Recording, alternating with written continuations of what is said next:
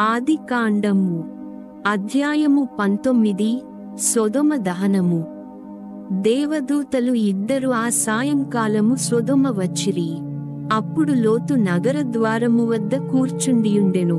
అతడు వారిని చూచి ఎదురు వెళ్లి వారికి సాష్టాంగ నమస్కారము చేసెను.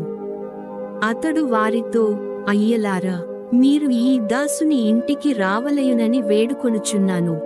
ఈ రాత్రి మా ఇంట గడుపుడు, కాళ్ళు కడుగుకొనుడు, పెందలకడ లేచి మీ త్రోవను మీరు పోవచ్చును అనెను. దానికి వారు, అలాగు కాదు, మేము వీధిలోనే ఈ రాత్రి గడిపెదము అనిరి. కాని లోతు పట్టుపట్టుటచే అతని మాట కాదనలేక వారు అతని ఇంటికి వచ్చిరి. లోతు పొంగని రొట్టెలతో వారికి విందు చేసెను. వారు విందారగించిరి. వారు నిదురించక మునుపే సొదొమ నగరమునందలి పురుషులు, పిన్నలు, పెద్దలు అందరును ఎగబడి వచ్చి లోతు ఇంటిని చుట్టుముట్టిరి. ఆ జనులు లోతును పిలిచి, ఈ రాత్రిని ఇల్లు చొచ్చినవారు ఎక్కడ ఉన్నారు? వారిని వెలుపలికి రప్పింపుము, మేము వారిని కూడవలయును అని కేకలు వేసిరి. లోతు వాకిట ఉన్న జనసమూహము కడకు వెళ్ళెను. వెలుపలికి వచ్చి ఇంటి తలుపు వేసెను. వారితో, సోదరులారా, మీరు ఇంత పాతకమునకు తెగింపవలదు. నాకు 2 కుమార్తెలు ఉన్నారు. వారు కన్యలు. వారిని మీకు అప్పగింతును. మీ ఇచ్చ వచ్చినట్లు చేయుడు. నా ఇంటి నీడకు వచ్చిన ఈ మనుజులకు మాత్రము మీరు ఏ అపచారము చేయవలదు అనెను. దానికి వారు, నీవు నోరెత్తకుండా అవతలికి పొమ్ము. వీడు పరదేశిగా వచ్చి ఇక్కడ పాతుకొనిపోయెను. నేటికి మనపాలి పెద్ద తీర్పుగాడయ్యెను. ఓరి, ముందు వారికంటే ఎక్కువగా నిన్నవమానపరుతుము అనిరి. వారు గుంపు కట్టి లోతు మీద పడి తలుపు పగులగొట్టుటకు దగ్గరకు వచ్చిరి. కాని లోపలనున్న మనుజులిద్దరు వెలుపలికి చేతులు చాచి లోతును లోనికి లాగి తలుపులు మూసిరి. పిదప తలుపు దగ్గర ఉన్నవారిలో పిన్నల నుండి పెద్దల వరకు అందరకును కంటిచూపు పోవునట్లు చేసిరి. అందుచే వారు తలుపు కనబడక తడబడిరి. ఆ మనుజులు ఇద్దరు లోతుతో, ఇక్కడ నీ కుమారులు గాని, కుమార్తెలు గాని, అల్లుళ్ళు గాని ఎవరైనా ఉన్నారా? వారికి అయిన వారు ఇంకెవరైనా ఉన్నచో వారిని అందరను నీవు ఇక్కడి నుండి నగరము వెలుపలికి తీసుకొని పొమ్ము. మేము ఈ నగరమును నేలమట్టము చేయబోవుచున్నాము. ఈ నగరములోని వారిని దండింపవలయునను మొర మాటిమాటికి చెవినిబడుటచే దీనిని నాశనము చేయుటకు దేవుడు మమ్ము పంపెను అని అనిరి. లోతు వెళ్లి తనకు కాబోవు అల్లుళ్లతో, లెండు, ఈ చోటు వదలిపొండు. దేవుడు ఈ నగరమును నాశనము చేయబోవుచున్నాడు అని చెప్పెను. కాని వారు లోతు ఎగతాళికి అటుల చెప్పుచున్నాడు కాబోలని అనుకొనిరి. తెల్లవారిన తరువాత దేవదూతలు లోతును వెళ్ళిపొమ్మని తొందరపెట్టిరి. అతనితో, తొందరపడుము, ఇక్కడ ఉన్న నీ భార్యను, కుమార్తెలను తీసుకుని వెళ్ళిపొమ్ము.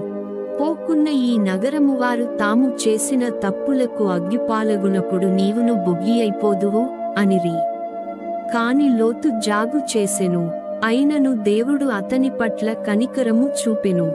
కావున దేవదూతలు లోతు చేతులు పట్టుకుని భార్యతో కుమార్తెలతో అతనిని నగరము వెలుపలికి తీసుకొని వచ్చిరి. వెలుపలికి చేర్చిన తరువాత వారు, ప్రాణములు దక్కించుకొనదలచిన ఇక్కడి నుండి పారిపోవుడు, వెనుకకు తిరిగి చూడకుడు, మైదానములో ఎక్కడ ఆగకుడు, కొండలకు పారిపోవుడు, పారిపోకున్న మీరును బూడిదయైపోదురు అనిరి. అంతట లోతు, అయ్యా, అటుల కాదు, మీరు ఈ దాసుని పట్ల ఎంతయో మన్నన చూపితిరి.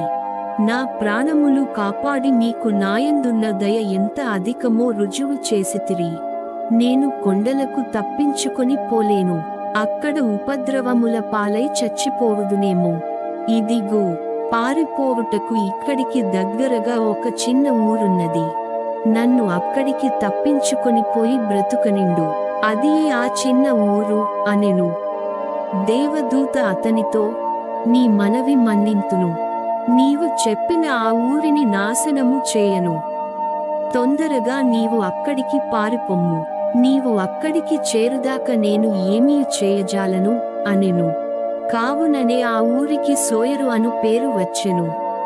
లోతు సోయరు చొచ్చునప్పటికి ఆ ప్రదేశమున సూర్యుడు ఉదయించెను. దేవుడు ఆకాశము నుండి సొదొమ, గొమొర్రాల మీద అగ్నిని, గంధకమును కురిపించెను. దేవుడు ఆ పట్టణములను నేలమట్టము చేసెను, మైదానమునెల్లా నాశనము చేసెను. పట్టణ ప్రజలను చంపెను, నేల నుండి పుట్టి పెరిగిన చెట్టు చేమలను బూడిద చేసెను. అప్పుడు లోతు భార్య అతని వెంట నడచి వచ్చుచు వెనుదిరిగి చూచెను. చూచిన వెంటనే ఆమె ఉప్పుకంబముగా మారిపోయెను. అబ్రహాము వేకువజాముననే లేచెను. పూర్వము తాను దేవుని సన్నిధిన నిలచిన చోటికి వచ్చెను. అతడు సొదొమ గొమొర్రాల వైపు, మైదానము వైపు చూచెను. దట్టమైన ఆవము పొగవలే నేల నుండి పొగ పైకి లేచుచుండెను. ఆ రీతిగా మైదానపు నగరములను నాశనము చేసినప్పుడు దేవుడు అబ్రహామును గుర్తు తెచ్చుకొనెను. లోతు నివసించుచున్న పట్టణములను నేలమట్టము గావించినప్పుడు దేవుడు అతనిని ఆ ఉపద్రవము నుండి తప్పించెను. లోతు సోయరులో ఉండుటకు భయపడెను. సోయరు వదలి అతడు కుమార్తెలతో పర్వత ప్రాంతమున నివసించెను. అతడు అతని కుమార్తెలిద్దరూ ఒక గుహలో వసించిరి.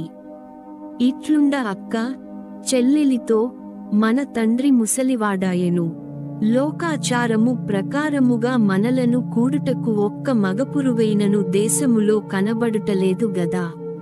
కావున తండ్రిని తప్పద్రాగింతము, అప్పుడు అతనితో శయనింతము. ఈ విధముగా తండ్రి వలన మన వంశమును నిలుపుకొందము అనెను. ఆ రాత్రి వారు తండ్రికి ద్రాక్షసారాయమునిచ్చిరి. పెద్ద కూతురు వచ్చి అతనితో శయనించెను. ఆమె ఎప్పుడు వచ్చి శయనించెనో, ఎప్పుడు లేచి వెళ్ళెనో అతనికి తెలియదాయెను. మరునాడు అక్క చెల్లెలితో, నిన్నటి రేయి నేను తండ్రితో శయనించితిని. ఈ రాత్రి కూడా తండ్రికి త్రాగుటకు ద్రాక్షసారాయము పోయుదము. అప్పుడు నీవు పోయి అతనితో శయనింపుము. ఈ రీతిగా తండ్రి వలన వంశము నిలుపుకొందము అనెను. ఆ రాత్రిగూడ తండ్రి త్రాగుటకు ద్రాక్షసారాయమును ఇచ్చిరి. అంతట చిన్న కూతురు వెళ్లి తండ్రితో శయనించెను. ఆమె ఎప్పుడు వచ్చి శయనించెనో, ఎప్పుడు లేచి వెళ్ళెనో తండ్రికి తెలియదాయెను.